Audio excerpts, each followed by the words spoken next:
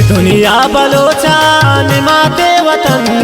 ग्रंदो गिरोगे पबदा शयसन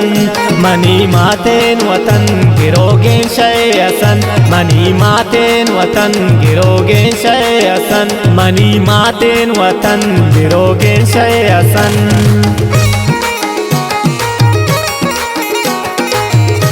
शायरी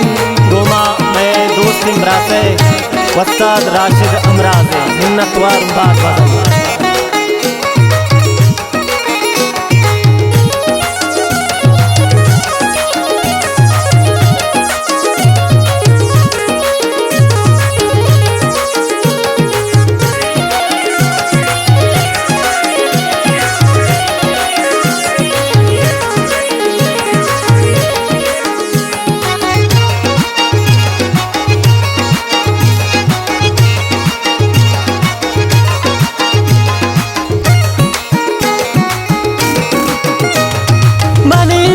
जंगल मनी मेश बुजगल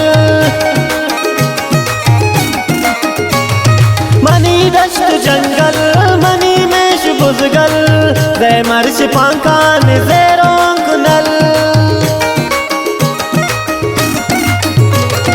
मनी दश्त जंगल मनी मेश बुजगल जै मर्श पांकान ज़ेरों कुनल जनन शैरुली को तीना मागिरन ग्रंदो गिरोगे पबदा शयसन मनी माते वतन गिरोगे शयसन मनी माते वतन गिरोगे शयसन।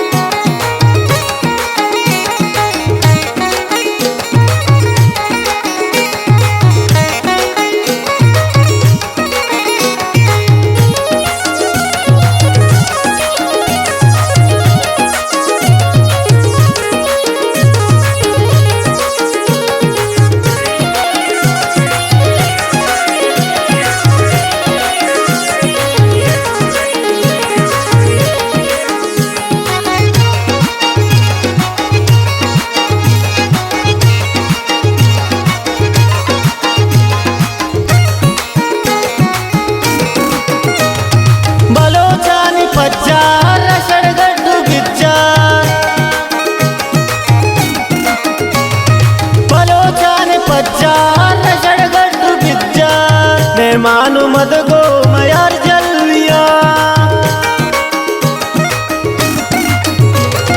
बलोचान पच्चार सड़गड्डू बिच्चार मैं मानु मद गो मयार जलविया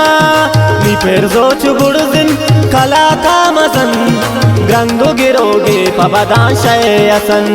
मनी माते वतन गिरोगे शयसन मनी माते वतन गिरोगे शयसन।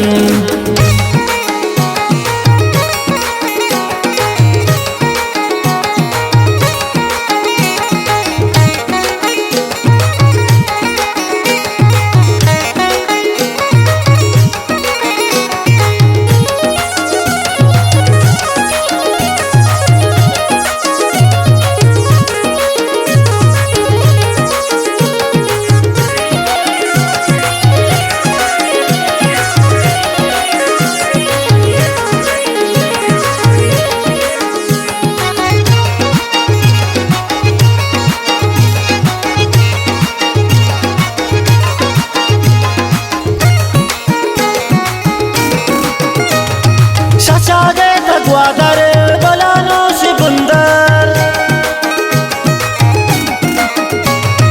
छछा दे ग्वादर बलानो शिबुंदर तई सिंह डोंका कुगिल सोल जर